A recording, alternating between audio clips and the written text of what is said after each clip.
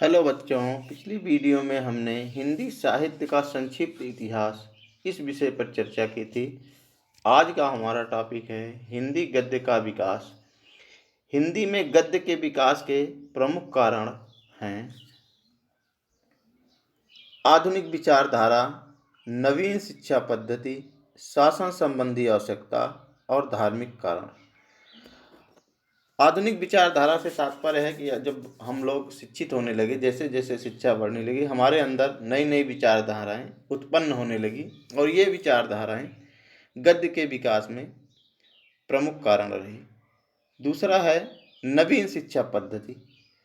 जब नए नए विषयों का आविष्कार हुआ, नए नए लोग नए नए विषय पढ़ने लगे, तो उसमें गद्य की आवश्यकता महसूस हुई। उसके पहले जितना जो हमारा साहित्य था, जो पढ़ा लिखा जाता था, वो सब काव्य में था। लेकिन जब नई शिक्षा पद्धति आई, नए नए विचार हुए, तो उसमें जो पद्य की यानी काव्य की भूमिका वो महत्वहीन हो गई और गद्य का उसमें प्रचलन बढ़ा। तीसरा प्रमुख कारण है जो गद्य के विकास में प्रमुख कारण बना, शासन संबंधी आवश्यकता। हम जानते हैं कि हमारा जो भारत देश है वो ईस्ट इंडिया कंपनी, जो अंग्रेज़ों के द्वारा स्थापित कंपनी थी, वो उसके अधीन था हमारा हिंदुस्तान। तो उसमें उनको तमाम टैक्सेज लेने रहते थे, टैक्स लगान ईस्ट इंडिया कंपनी को। तो उन्होंने पूरा प्रशासन का जाल फैलाया हिंदुस्तान में। तो उसके लिए उनको आम सामान्य जो लोग हैं उनसे संपर्क करना पड़ता था टैक्स के लिए। तो उन्होंने चूँकि सामान्य लोग तो पद्य की भाषा बहुत कम समझते हैं, गद्य ही जो है ज़्यादा समझते हैं। तो इसके लिए उन्होंने अनेक प्रयास किए, जगह जगह कॉलेज खोले, जैसे फोर्ट विलियम कॉलेज कोलकाता में खोला और भी तरह के। तो इसका भी एक प्रमुख कारण कि शासन संबंधी आवश्यकता थी, सरकार को आवश्यकता थी, इसलिए उन्होंने गद्य को प्रोत्साहित किया। चौथा जो प्रमुख कारण है धार्मिक। जैसे हर धर्म के लोग अपने धर्म का प्रचार करना चाहते हैं।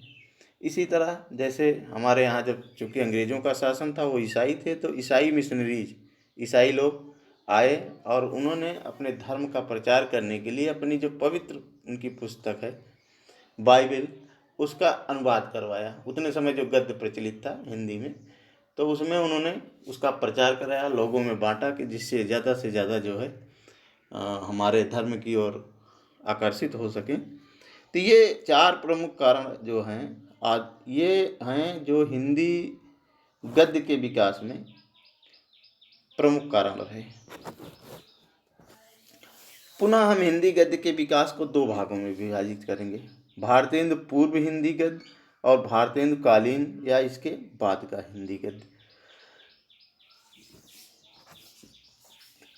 हिंदी गद्य का विकास सर्वप्रथम राजस्थान और ब्रज भाषा में हुआ, जो हिंदी की ही बोलियां हैं। ब्रज भाषा की जिन रचनाओं में गद्य का सर्वप्रथम प्रयोग हुआ वे हैं गोस्वामी विट्ठलनाथ के श्रृंगार रसमंडन, गोकुलनाथ के 84 वैष्णवन की वार्ता और 252 वैष्णवन की वार्ता, नावादास कृत अष्टयाम, वैकुंठ मणि शुक्ल कृत अगहन महात्म, वैशाख महात्म। ये तो हुई जो ब्रजभाषा गद्य हैं। ये उतने, जैसे ब्रजभाषा काव्य आपने पढ़ा है, सूरदास जी को पढ़ा है, जगन्नाथ दास रत्नाकर को पढ़ा है, कुछ भारतेंदु हरिश्चंद्र की भी आपने पिछली कक्षाओं में पढ़ा है। तो वो पद्य थे, लेकिन उसी के तरह जो है इन्होंने गद्य में लिखा। वो पूरी तरह से गद्य में तो नहीं था, उसमें पद्य एक प्रकार से गद्य पद्य मिश्रित था, लेकिन फिर भी ये विकास में इन्होंने योगदान दिया। अब खड़ी बोली हिंदी की जिन रचनाओं में गद्य का प्रयोग हुआ वह हैं, अब देखिए यहाँ आप समझिए कि खड़ी बोली हिंदी, ये सब हिंदी के ही रूप हैं। खड़ी बोली हिंदी, राजस्थानी हिंदी, ब्रजभाषा, ये सब हिंदी के रूप हैं। बाद में इसमें खड़ी बोली हिंदी जो है वो प्रतिष्ठापित हो गई, लोगों का आकर्षण बढ़ा, तो इसलिए इसको एक रूप दे दिया खड़ी बोली हिंदी, जो आपके क्षेत्र में बोली जाती है, मेरठ, मुजफ्फरनगर, शामली और इसके अगल बगल। तो ये है हिंदी ही, तो इसको अलग मत समझिए। तो खड़ी बोली हिंदी की जिन रचनाओं में गद्य का प्रयोग हुआ सर्वप्रथम वह हैं कवि गंग कृत चंद चंद वर्णन की महिमा, राम प्रसाद निरंजनी कृत भाषा योग वशिष्ठ, दौलत राम कृत पद्म पुराण, मुंशी इंसा अल्लाह खां की रानी केतकी की कहानी, सदा सुखलाल कृत सुख सागर, लल्लू लाल कृत प्रेम सागर, सदल मिश्र कृत नाच के तो पाख्यान। लेकिन खड़ी बोली गद्य को और उसे स्थापित करने में मुंशी सदा सुखलाल, इंसा अल्लाह खां, लल्लू लाल और सदर मिश्र, इन चार को जाता है। ये जो चार हैं, ये इनका सबका जो संबंध था वो कंपनी शासन से था, ईस्ट इंडिया कंपनी से।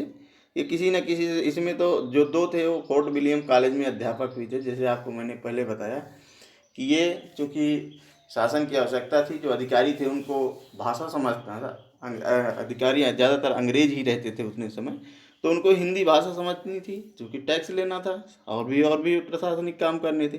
तो इनमें से दो को जो है वो नियुक्त किया गया फोर्ट विलियम कॉलेज में, और इन्होंने उतने समय जो धर्मग्रंथ थे उनका अनुवाद किया, इनके द्वारा जो लिखा गया है, जो इनकी रचनाएं हैं, और फिर इन्होंने उसको हिंदी गद्य में विकास में योगदान दिया।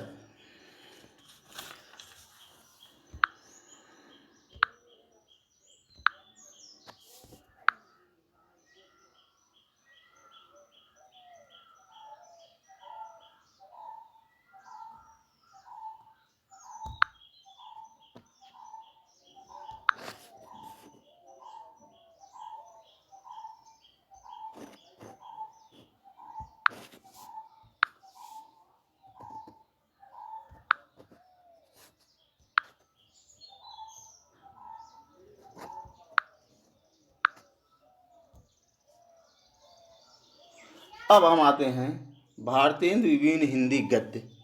भारतेंदु युगीन हिंदी गद्य में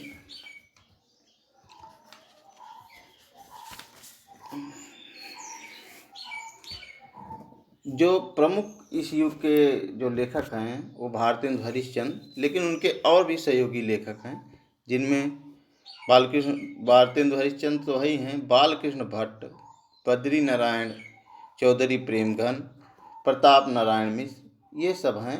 और इन्होंने हिंदी गद्य के विकास में, ये भारतेंदु युगीन हिंदी गद्य की बात हो रही है, इसके पहले भारतेंदु पूर्व हिंदी गद्य वो कैसे था ये आपको बताया गया है। अब आपने देखा होगा कि इसके पहले जो हिंदी गद्य था भारतेंदु युग के पूर्व, वो उसमें संतुलन नहीं था। कोई जो भाषा शैली थी उसकी, वो चाहे अरबी फारसी प्रधान हो, कुछ लेखकों में, और कुछ में थी ऐसे कि वो उसमें संस्कृत के तत्सम शब्दों की ही बहुलता थी।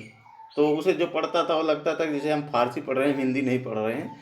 और जब जो संस्कृत वाली शब्दावली थी उसको पढ़ते थे तो ऐसा लगता था कि जो है हम संस्कृत पढ़ रहे हैं, हिंदी नहीं। लेकिन इन सब में पहली बार जो संतुलन स्थापित हुआ वो भारतेंदु युग के लेखकों ने, ये जो चार लेखक हैं इनके द्वारा स्थापित हुआ।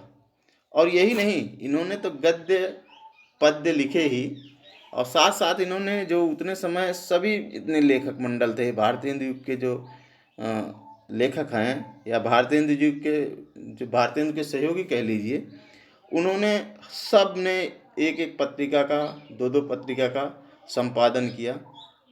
और उस पत्रिका का लाभ ये हुआ कि जो और भी लेखक, जो छोटे लेखक बड़े लेखक सब लिख रहे थे और उनकी रचनाएं प्रकाशित हो रही थी, तो उसमें उन्होंने क्या किया कि वो समीक्षा लिखते थे उसकी, और उनके भाषा में क्या त्रुटियां हैं, कैसे सुधार करना चाहिए, उस पर वो इंगित करते थे। तो जो पत्रिकाएं भारतेंदु युग में हैं, वो जिनका योगदान है हिंदी गद्य के विकास में, वो प्रमुख हैं। भारतेंदु जी स्वयं क्योंकि इस युग के एक प्रकार से समझ लिए नेतृत्व करता थे, लीडर थे, उन्होंने खुद कई पत्रिकाएं प्रकाशित की, उसमें समीक्षाएं भी लिखते थे, समाचार भी थोड़ा बहुत देते थे। उसमें कवि वचन सुधा, हरिश्चंद्र मैगजीन, हरिश्चंद्र चंद्रिका, ये हैं। ये तो खुद भारतेंदु जी ने इन पत्रिकाओं का संपादन किया। उन्हीं के दूसरे सहयोगी जो थे वो बालकृष्ण भट्ट, उन्होंने हिंदी प्रदीप पत्रिका उसका प्रकाशन किया, और उसके माध्यम से उन्होंने जो हिंदी गद्य हमारा प्रचलित था, इसके पूर्व प्रचलित जैसे आपको बताया हमने कि वो संतुलन नहीं था उसमें, इन सब ने मिलकर संतुलन लाने का प्रयास किया। इसी तरह प्रताप नारायण मिश्र जो इसी युग के लेखक हैं, उन्होंने ब्राह्मण पत्रिका का संपादन किया। और अगले लेखक जो चौधरी बद्री नारायण प्रेमगन, उन्होंने आनंद कादम्बनी पत्रिका का प्रकाशन किया। इन सब के माध्यम से गद्य को एक व्यवस्थित रूप दिया। इसके हम आगे देखेंगे कि कैसे व्यवस्थित रूप जो है वो आगे चल कर के जो हम हिंदी पढ़ रहे हैं, आप पेपर में पढ़ते हैं, पत्रिका में पढ़ते हैं, ये ऐसा रूप नहीं था।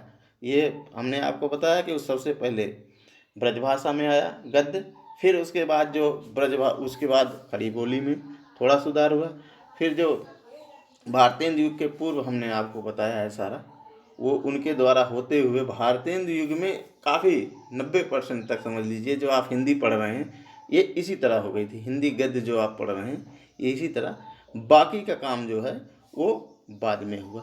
तो हमारा कहने का मतलब इन लेखकों ने स्वयं तो गद्य की कई विधाओं पर लिखा ही, साथ साथ इन पत्रिकाओं के माध्यम से अपने युग में प्रकाशित अन्य रचनाओं पर समीक्षाएं भी लिखी, जिसके द्वारा हिंदी गद्य में बहुत सुधार हुआ। लगभग 90% तक सुधार हुआ, और वो पूरा 100% तक जो सुधार हुआ वो आगे चल के हुआ, जिसे हम अगली वीडियो में बताएंगे। धन्यवाद।